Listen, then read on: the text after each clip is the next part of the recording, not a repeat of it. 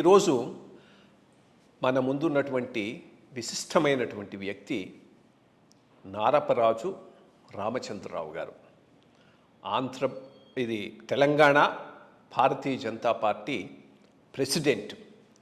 చాలా క్రూషల్ టైంలో హైకమాండ్ వారిని తెలంగాణ బీజేపీ ప్రెసిడెంట్గా చేసింది.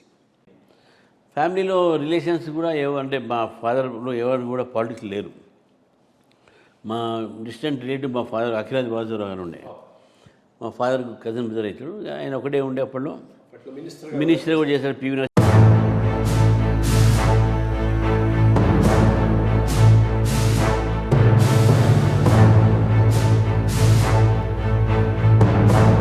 దేశంలో ఎక్కడైనా నన్ను అడిగితే లో హ్యాంగ్ తెలంగాణ బీజేపీకి. ఎందుకనంటే యాంటీ ఇంకంబెన్సీ ఉన్నటువంటి కాంగ్రెస్ మీద, బీఆర్ఎస్ మీద వ్యతిరేకత పెరుగుతూ ఉన్నది కానీ తగ్గటం లేదు. ఎస్పెషల్లీ వివిధ పనులు వాటికి సంబంధించి వస్తున్నటువంటి ఇన్ఫర్మేషన్ మీద. ఈ స్టూడెంట్ డేస్లో కొంత యాక్టివిజం వలన యూ హ్యాడ్ సమ్ కొంత ఫిజిక్స్లో 2-3 సార్లు నాకు మా దగ్గర అప్పుడు స్టూడెంట్స్ క్లాసెస్ అవుతుంది. నెక్స్ట్లేట్స్కు మాకు మధ్యాహ్నం ఆర్ఎస్యు పీడిఎస్ బేసిక్గా పీడిఎస్ అవుతాయి. ఆర్ఎస్ లేటెస్ట్ వాళ్ళు ఆర్ఎస్ వాళ్ళు వచ్చిన మర్డర్స్, కృష్ణవర్ధన్ చంపారు, మీరెడ్డి చంద్రారెడ్డిని చంపారు, మురళీధరరావు మీద అటాక్ అయింది. ఇట్లా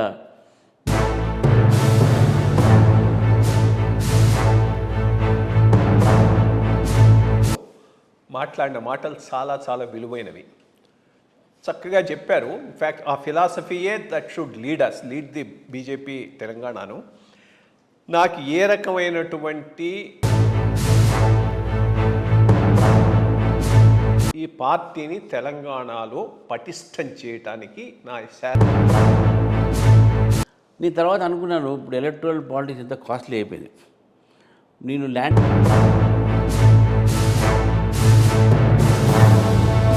చేయాలని చెప్పి మనం సంపాదించేంత పెడితే మా పిల్లలు కూడా అడుగుతారు, రేపు నేను సంపాదించేంత రాజకీయాలు పెట్టు.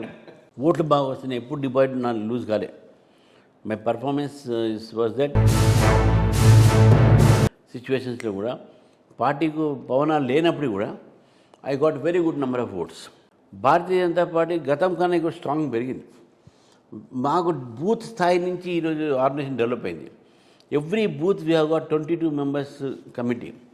అంటే మాకు మొత్తం తెలంగాణలో there are 35,000 around booths approximately. దాంట్లో మాకు నియర్లీ 28,000 బూత్స్ కమిటీస్ ఫుల్ ఫ్లెజ్ ఉన్నాయి. 5-6,000 కొద్దిగా ఇంకా మైనార్టీ బూత్స్ కావచ్చు, ఫార్ ప్లేసెస్ ట్రైబల్ ఏరియాస్ కావచ్చు, ఇంకా అక్కడ మొత్తం నిర్మాణం కాలే. చెప్పి మిగిలిన పార్టీలతో పోల్చి చూస్తే సపరేట్గా ఉంది.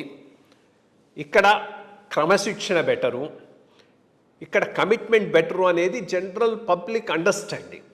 బట్ ఆ లెవెల్లో రియాలిటీ రిఫ్లెక్ట్ కావటం లేదు ఈరోజు. మా దగ్గర ఏంటంటే ఒక్కొక్క క్యాంప్లో వీఆర్ ఇన్వైటింగ్ ఒక లెవెల్ ఆఫ్ కార్యకర్తస్. వాళ్ళకు 7 to 8 సెషన్స్ పెడుతున్నాం.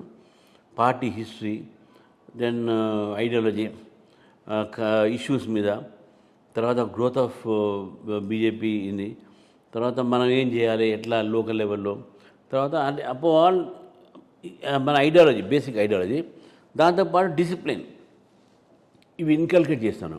ఇప్పుడు స్టార్ట్ అయింది. మాకు ప్రశిక్షణ కేంద్ర సెంటర్ ఒకటి ఉంది. ఈ ప్రశిక్షణ సెంటర్లో we give all this training. Then apart from this we also have ఈ orientation courses for the leaders. వాళ్ళని కూడా మేము వీఆర్ నౌ హ్యావింగ్ మొత్తం ఎంపీఎల్ఏ ఎమ్మెల్యేస్కి వీళ్ళకి కూడా ఒక పైనుంచి లీడర్స్ వచ్చి టు టెల్ దెమ్ డిసిప్లిన్ గురించి, ఐడియాలజీ గురించి, దీని గురించి. సో మీరు అన్నట్టు కరెక్టే, వీఆర్ టేకింగ్ స్టెప్స్. ఘర్షణను సృష్టించి దాని ద్వారా లబ్ధి పొందాలి అనేటటువంటి పాలిటిక్స్ చేసే పార్టీలు కూడా మన దేశంలో ఉన్నాయి. ఈ సబ్కా సాత్ సబ్కా వికాస్ ఆ ఐడియాలజీని, ఆ విధానాన్ని, ఈ డివిజివ్ ఫోర్సెస్ను ఓవర్కమ్ చేసేలాగా పైకి తీసుకుపోవటానికి ఏ రకమైన స్ట్రాటజీ చేయాలి, ఏం చేద్దాం అనుకుంటున్నారు? ఈ ఇష్యూ మీద కూడా వాళ్ళ పాయింట్ ఆఫ్ వ్యూ ఏంది, మీ రియాక్షన్ ఏంది కూడా కొద్దిగా. సో ఈ యొక్క డివిజివ్ పాలిటిక్స్ అనేది కమ్యూనిస్టు సిద్ధాంతము, కాంగ్రెస్ సిద్ధాంతం. క్యాస్ట్, రీజన్ అండ్ రిలీజన్, ఈ రెండు. మీరు చూడండి, కాంగ్రెస్ పార్టీ గతంలో